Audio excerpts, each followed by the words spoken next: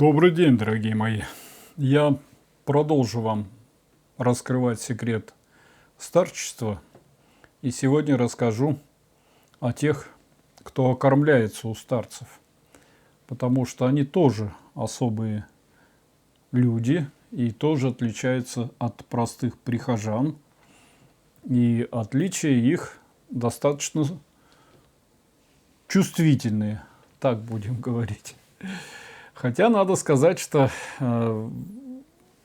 потенциально мы все готовы и должны бы окормляться у старцев. И больше того, я вам скажу так, что иерей и переводится как старец. А протоиерей, вот такое звание у меня, переводится как старший старец.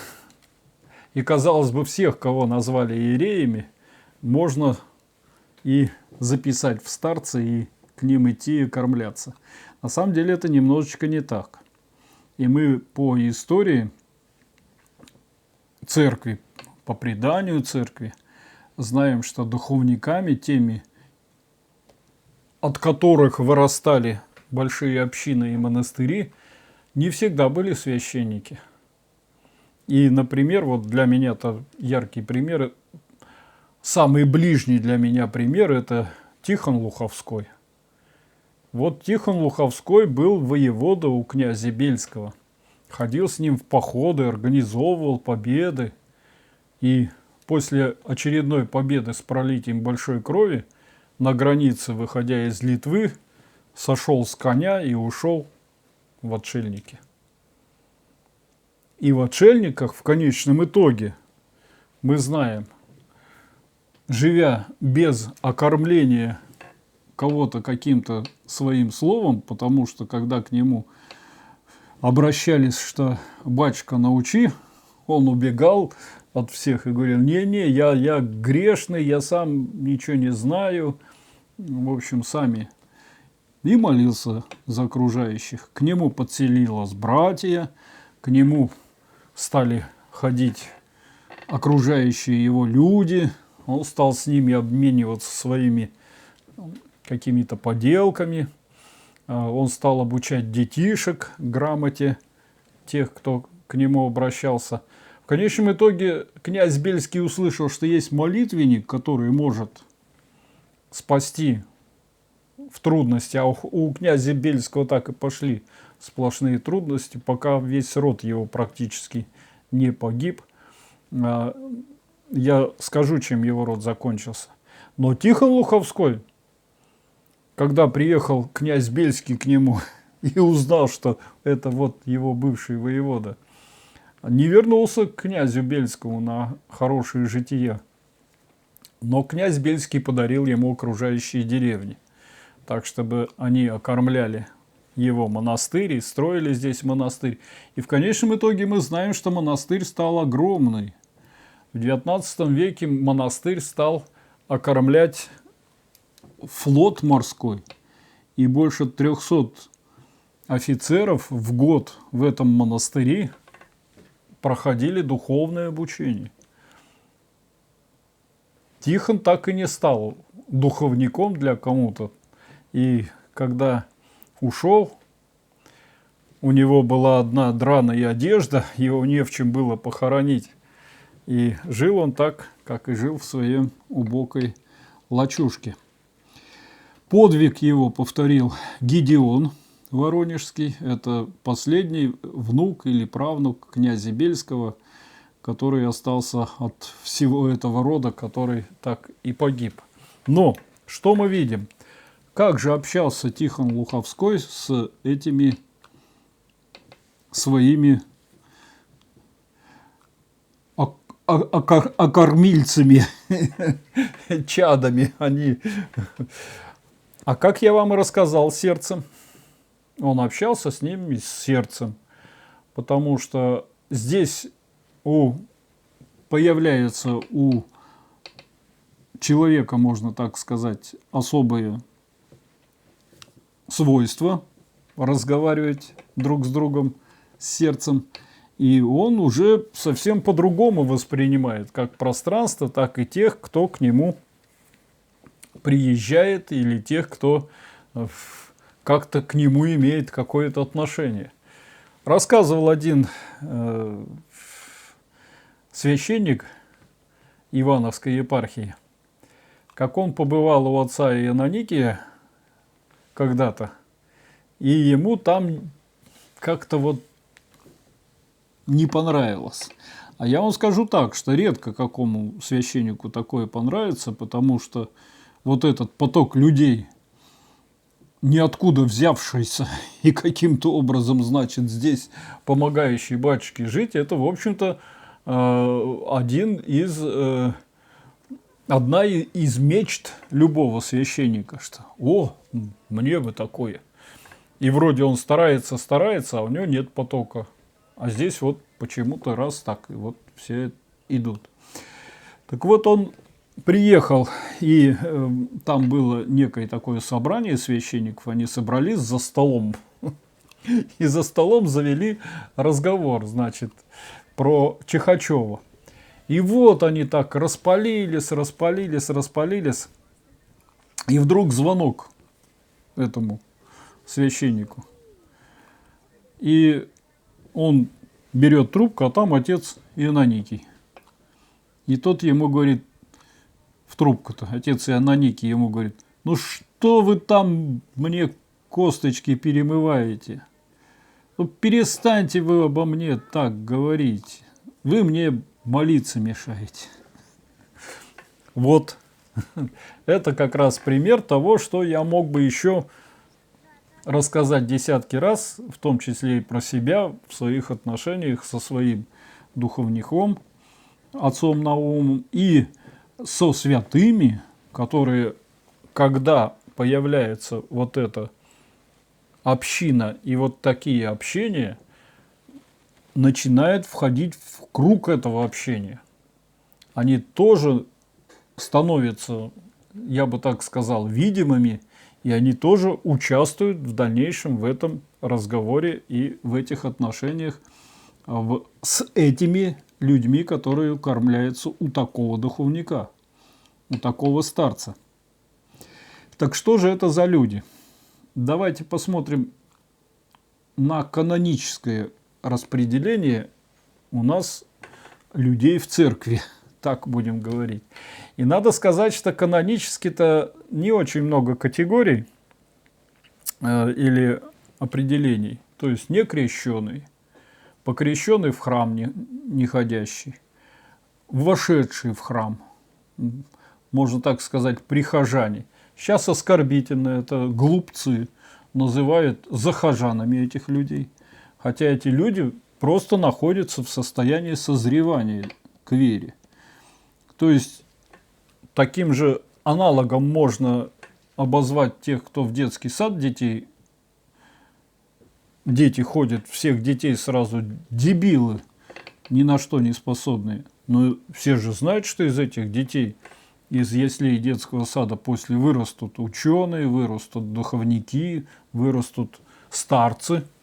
Но захожан почему-то вот захожане пренебрежительно к ним так относятся.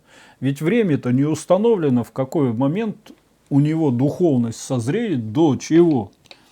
Ну вот захожане, они знают, что надо свечку поставить, надо иконки помолиться, надо остановиться. Не поставил и убежал, а надо все-таки постоять и послушать, что же тут происходит. Может, до конца службы достоять. И тогда они попадают в состав оглашенных. Над ними будет прочитано Евангелие, и Евангелие начинает им раскрывать состав веры, символы веры. И они в конечном итоге что? Они «хочу причаститься», и становятся верными, теми, кто ходит к причастию. Это такой канонический путь. Сейчас мы с вами знаем, что эти каноны, можно так сказать, полностью отсечены. Нет, там нужно было еще добавить тех, кто находится в епитимии. Это каноническое наказание, тебя отлучает от причастия иногда очень надолго. За аборт канонически отлучать должны на 25 лет. И у нас сейчас, знаете, очень интересно так мы слышим. Вот он там, священника, начинает запрещать, нарушил каноны, там, не соблюдал время ведения церковных служб, еще какие-то там ерунду полнейшую какую-то предъявляют, как отцу Иононикии. А каноны, написанные для епитимии, чтобы верных сохранять, их таким образом не выгоняют из церкви, их таким образом опять заставляют созреть до того, чтобы ты стал опять верным. Говорящие о том, аборт 25 лет, пьянство 5 лет, воровство год и так далее. То есть они же существуют. Почему их просто вообще выкинули? Вообще. Любой. Зашел, аборт сделала, молитовку прочитала, прочитали над ней и давай, иди, причащайся. Ну так чаще всего. Нет, у отца Ионикия немножечко по-другому было. Вот, но в общем-то примерно так. Но это канонические, еще раз повторяю. Там еще одна категория есть, отлученные от церкви. Они редко были официально отлучены. Ну, например, святой Дмитрий Донской Московский. Он отлучен от церкви митрополитом Киприяном, но нами считается святым, как записанный в святых князьях московских. Но сейчас ведь этот канон вообще, можно так сказать, никто не соблюдает, и никто никого не оглашенным не обзовет, только если как в ругательском смысле, а ты оглашенный. Кстати, вот тех, кто прилипает к старцам, часто так и называют. За что называют? За то, что они иногда несут, на взгляд умных людей, полную чушь. То какие-то сны им приснились, и они, значит, их вот пытаются, вот, то какой-то эпизод жизни у них вот зациклился, и они на этом эпизоде зациклились, и его рассказывают все время. То ли у них явление какое-то было. Ну и очень часто просто была смерть. Вот, клинической, так называемой. На самом деле смерть есть смерть. Умер так умер. Другое дело, что у нас вполне в порядке, что возвратить могут. Умер, но не до конца. Я точно так же умирал, и точно так же, когда рассказываю, то так некоторые слушают, а некоторые очень бы хотели, а может быть там за спиной и крутят головой. Крутит у виска. Ну а что я сделаю, если это со мной было? Если я это знаю для себя как действительные события. У меня ж не разделяются в голове, вот, значит, действительные события и недействительные. Разделяются. Потому что я здесь знаю вот эти сказки, я их читаю, эти сказки, а вот это действительные события. Иногда сказочные события, которые, говорят прихожане, переходят в состав действительных, потому что вдруг сам убеждаешься, да, это есть, это так может быть. До того, как я приник к Серафиму Саровскому, к батюшке, я тоже не очень верил этим, кто съездили в Дивеево. Старец ко мне ходит, старец мне помогает. Но потом он сам ко мне 2 раза приходил. Или эти, которые рассказывают, ой, меня Николай Чудотворец спас, у меня вот, я вам рассказывал, там есть такие ролики. Ну так, оказывается, массово ходит, массово спасает. И как этих людей в сказки завести, как говорится, отнести к сказочникам, к каким-то, значит, сумасшедшим? Ну, слушайте, как ни странно, я знал больших людей, у которых это происходит. Другое дело, что чем они, можно так сказать, выше, тем у них это становится таинственнее, потому что они не хотят, чтобы их воспринимали в таком свете. Но вот вы сейчас пойдите по Государственной Думе, а я ходил и общался, там чуть ли не половина. Вот, то у него клиническая смерть была, то, значит, ему что-то приснилось и так далее. И они вам расскажут, если доверятся. Вот. Потому что как раз тут проблема-то в довериться. Ты расскажешь, а тебя скажут, а он сумасшедший. Или запишут где-то, что он сумасшедший, вот такую бредятину несет. Так вот, я вам что скажу? Что вот эти, которые прибиваются к старцам, они на 90% умными людьми считаются неадекватными людьми. Но вот они на 90% несут некую, на взгляд умных людей, бредятину. Либо они ведут себя как-то так, что нереально так умному человеку вести. Ехать в какую-то деревню, спать на каком-то полу, значит, стоять какие-то ночные службы. Зачем? Жизнь короткая, надо успеть денег хапнуть, за границу съездить, яхту купить, рестораны все посетить, какие они там есть и все остальное. Как? Разве может умный человек делать то, что они делают у старца? Не может. Умный. А духовный может. И не только может, он обязан это делать. Потому что мы с вами в Евангелии читаем, что тот, кто мой, тот для мира сумасшедший. Также сказано, что мир не может этого принять, и мир не может понять.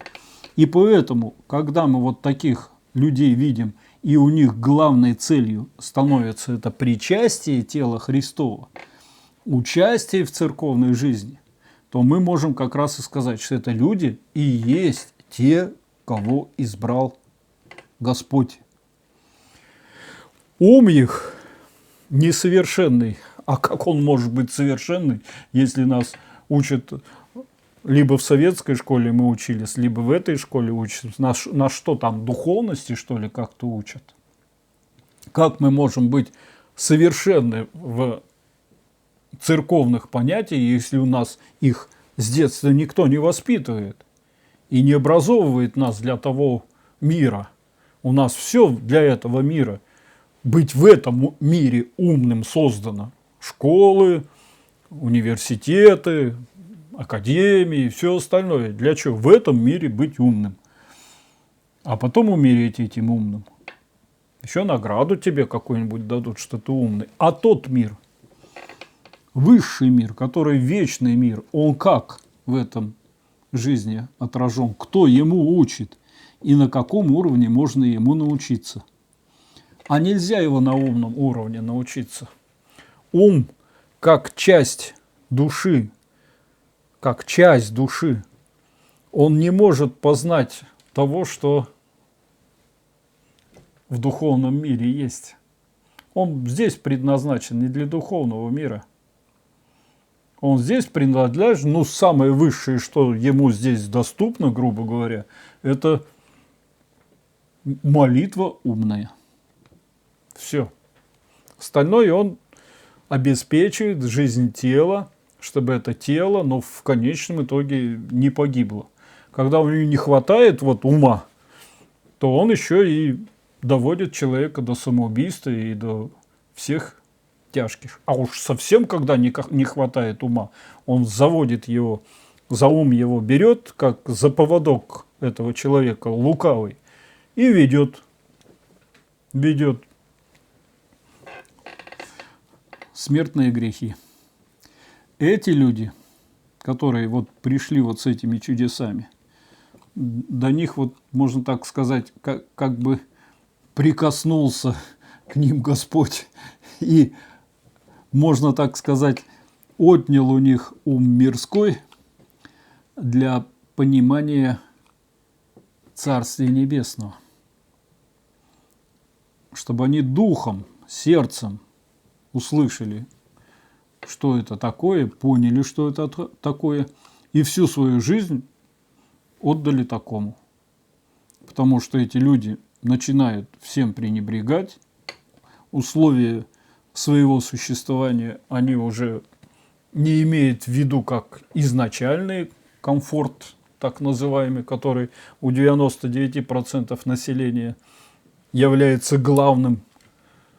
Комфорт, здоровье, пища. Вот 3, как говорится, кита, на которых держится мир, на которых друг друга убивают, на которых друг друга съедают, на которых друг друга стараются в рабство привести. А для человека духовного это уже несущественно. Он уже начинает все это отвергать. И вот этих-то людей мы видим у старцев. Еще раз повторяю, да, для мира они сумасшедшие, а так и должно быть. Они должны быть сумасшедшие. Если они не сумасшедшие, то некоторые думают, нет, это я недостаточно духовный, дай-ка я юродивым буду. Вот вам, я теперь настоящий верующий, потому что, как Василий Блаженный, могу на престол заскочить в алтаре и ходить по вашим дарам, которые вы готовите, умники такие.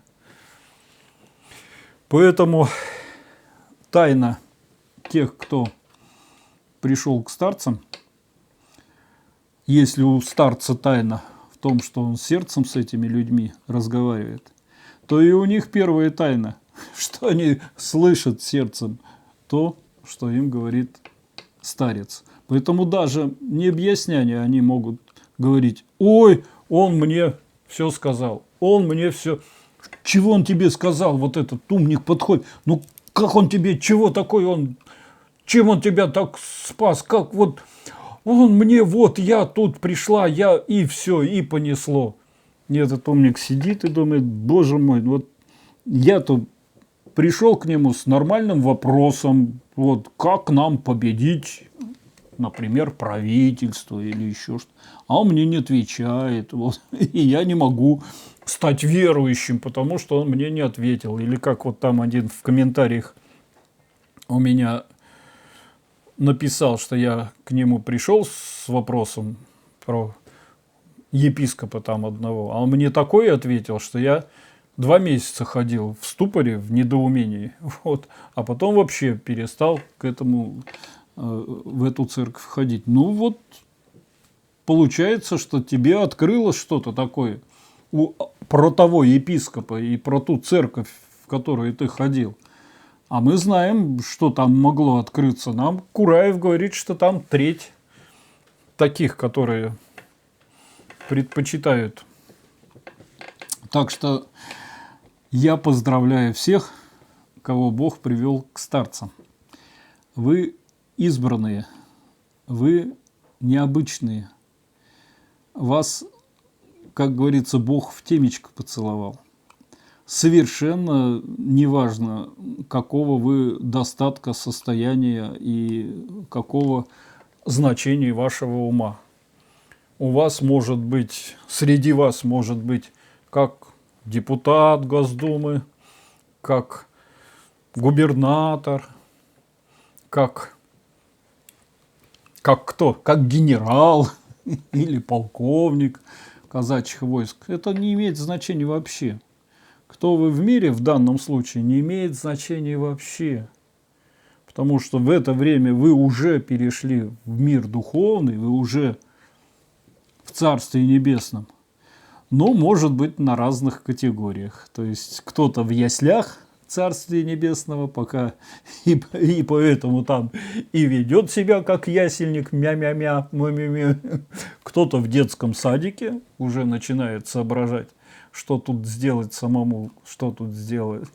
А кто-то у старцев проходит университеты для того, чтобы в Царствие Небесное подняться уже образованным. Я бы сказал так еще. Это вот мои такие термины, хотя я применяю иногда еще и такие забавные, например, окормыши. Вот. Они как птички на кормушке окормляются, не понимая, кто им еду дает, и вообще не зная, что какую положили, то и едим. Вот. Но на самом деле я их всех считаю предсвятыми. Предсвятыми. То есть вот они на грани. А некоторые еще и становятся здесь святыми и уходят в мир уже на свое служение, уже там ведут свою деятельность, как Тихон Луховской, как Сергий Родонежский, как Серафим Саровский. Всех гнали в свое время, всех каким-то образом в периоды их жизни порицали и все остальное. И батюшку Серафима гнали и порицали. Вы не думаете, что всю жизнь счастливо там ходил такой вот. Поэтому это абсолютно нормально, что и старца гонят, и пред святых его, а Корбышей тоже гонят. И здесь не надо унывать. Это еще один из признаков того, что на правильном пути. На правильном пути. Но есть некое качество, о котором я уже 100 раз сказал, о котором сейчас еще раз в следующем ролике расскажу, отличающие вот этих людей от безумных по-настоящему людей, от тех, кто бесу служит. Так что приходите на следующий ролик, там будет продолжение. А пока здоровья вам, пресвятые вы мои, радости и стояние в вере, несмотря ни на что. Вас будут смущать, давайте вы становитесь умнее, что вы не понимаете, что тут творится. Не надо ничего понимать, надо сердцем надо слышать, что там происходит, и быть в этом духе. Здоровья всем, радости. Аминь.